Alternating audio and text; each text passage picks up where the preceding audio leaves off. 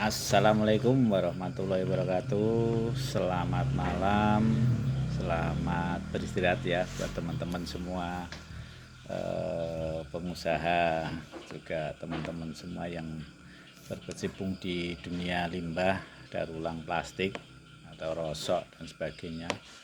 Kali ini pada kesempatan malam ini saya akan menjawab pertanyaan bagaimana. Ada pertanyaan dari teman kita, bagaimana cara mengelola atau memulai atau menjalankan bisnis daur ulang plastik itu yang baik dan benar ya.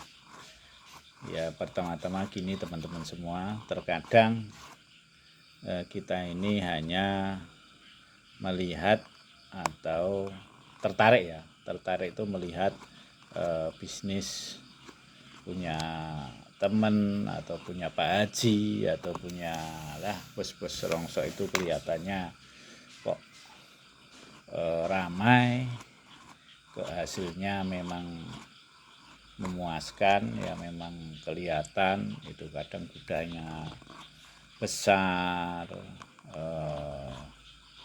mobilnya banyak, tiap hari bongkar muat, juga barang keluar masuk begitu ramainya. Nah, itu terkadang kita tergiur dan pengen juga meniru. Oke, itu hal yang manusiawi dan juga wajar. Nah, teman-teman semua, memang itu sebagai semangat kita ya, semangat kita untuk meniru atau memulai bisnis dulu. Tentu bagaimana caranya ya? Bagaimana caranya ya, kita harus pertama kita harus tahu ilmunya ya teman-teman semua.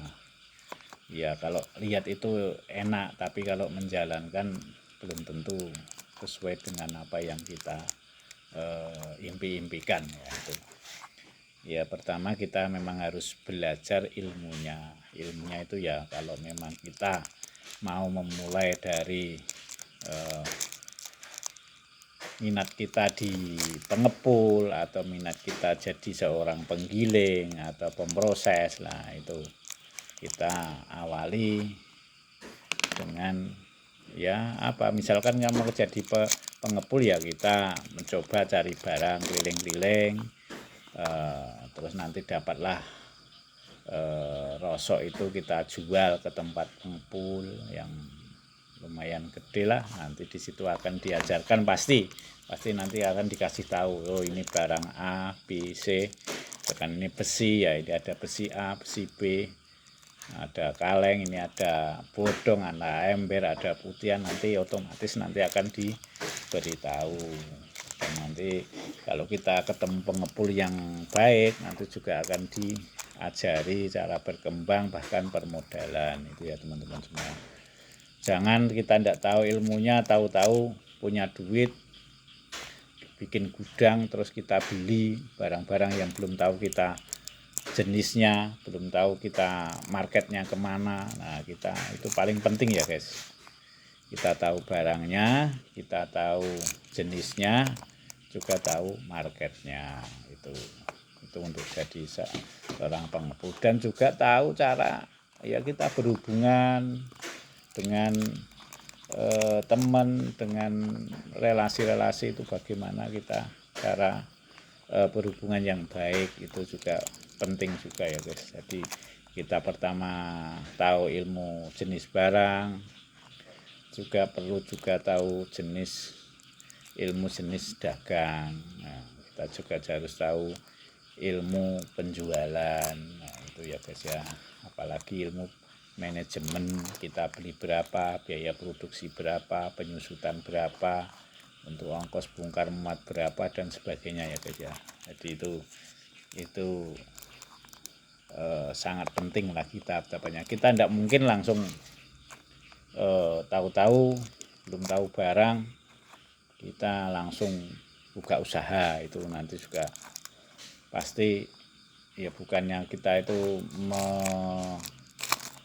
mengepal atau istilahnya meramal rezeki seorang, tapi bagaimana kita akan bisa maju kalau tidak tahu ilmunya. Itu kan logikanya gitu ya guys ya. Jadi jangan mudah tergiur, jangan mudah berniat. Kita jalani aja dari nol. Misalnya ya kita kalau mau ya kita cari barang rosok apa yang di rumah, coba yang sampah-sampah itu di rumah yang kita anggap ada plastik, ada kertas apa yang pakai, ada besi sisa-sisa itu kita bawa ke pengepul, nanti diajari di sana, kita akan tahu oh ya ini lakunya sekian, berarti kalau misal saya mau dagang ya kita belinya sekian, buat beli bensin sekian kan, itu pasti ada rinciannya guys ya, itu manajemen juga penting. Oke, kalau untuk jadi seorang penggiling, seorang pengusaha penggiling daur ulang plastik ya kita benar-benar harus tahu jenis barang secara detail. Kalau pengepul cukup tahu itu ember, putihan, itu ada bodong dan sebagainya, itu masih bisa jalan. Tapi kalau namanya sudah kita bisnisnya dari penggiling daur ulang plastik, kita harus benar-benar tahu jenis barang. Jenis barang ada PP, warna pun nanti juga bisa tahu itu warna biru itu apa saja yang kategori biru, warna hijau yang kategori masuk hijau apa, warna merah yang merah bagaimana masuknya apa lah gitu. Itu kita harus tahu dan memahami ya. Bukan hanya itu, nanti juga PP itu kalau ada HD, ada LD, nah macam-macam ya guys.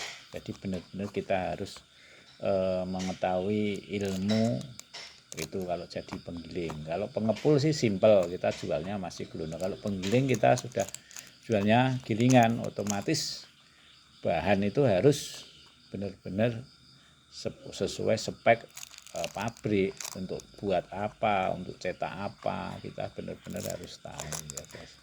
Jangan asal-asal tahu-tahu ikut-ikutan, tahu temennya usahanya maju lancar, tahu-tahu kita bikin gilingan, kita mau giling gitu aja ya, itu boleh sih kalau duitnya banyak, tapi saya yakin nanti akan menemui kesulitan karena belum matang ilmunya. Terkadang yang sudah matang ilmunya pun masih kewalahan, apalagi yang belum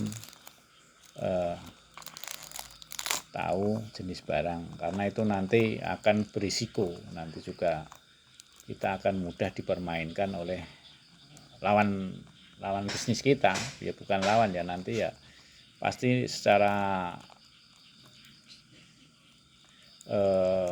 berjalannya waktu akan tahu itu mana itu kawan, mana itu lawan. Bukan berarti kita itu perang, bukan, maksudnya kita lawan jenis. Semakin kita tahu ilmunya, di situ kita akan mampu bersaing. Nah itulah maksudnya di dunia daur ulang plastik. Banyak sekali ya, banyak sekali. Misalkan di dalam warna pun, kalau kita bisa bikin warna yang cerah pasti harganya lebih bagus, atau PP cemerlang, itu macam-macam. Dari segi warna pun bisa untuk meningkatkan nilai atau harga jual barang kita ya guys ya, itu teman-teman semua. Dan kita yang terpenting market kita itu harus benar-benar market yang bonafit ya, dalam arti bonafit itu ya sepi rame membeli, intinya jangan sampai hanya musiman. Nah itu kalau kita musiman itu repot. Seperti kita juga jangan main barang itu hanya musiman saja ya guys. Ini rame ngejar yang itu, belum selesai ngerjain PP ngejar yang PET. Nah, PET turun ngejarin yang naso blowing, harganya mahal-mahal. Ya itu manusiawi, bisa memang, tapi ya itu nanti nggak ada ujungnya ya guys, karena daur ulang plastik itu harganya naik turun. Jadi ya kita benar-benar ilmu itu sangat vital itu dalam untuk memajukan usaha daur ulang plastik kita ya. Bukan hanya ilmu barang, itu ilmu teknik mesin, macam-macam ya guys. Jadi teman-teman semua, terkadang kita jangan hanya melihat hasilnya, tapi prosesnya. Kalau memang kita mau benar-benar berhasil ya kita harus mengikuti proses. Tidak ada yang instan ya guys, saya yakin itu. Saya anjurkan buat teman-teman yang kepingin, ya kita belajar, cari teman atau bos yang mau mengajari, yang bisa diajak kerjasama. Nah itu guys, jadi jangan asal-asal kita nekat usaha kalau tidak ada tahu ilmunya. Ya itu terkadang itu kita berisiko, apalagi kita sudah tahu ilmunya di PP, nanti dengar itu di kerasan mahal. Nah, itu pindah jadi nggak konsisten, itu pasti nanti ya itu aja, itu nanti jalan di tempat, karena itu sangat merugikan itu nanti ya. Nanti kalau yang mau berproses pasti tahu, oh iya itu channel daur ulang plastik itu memang benar omongannya ya itu nanti. Tapi kalau hanya asal-asalan, saya yakin nanti hasil kurang memuaskan gitu ya guys ya. Oke, semoga bermanfaat teman-teman semua.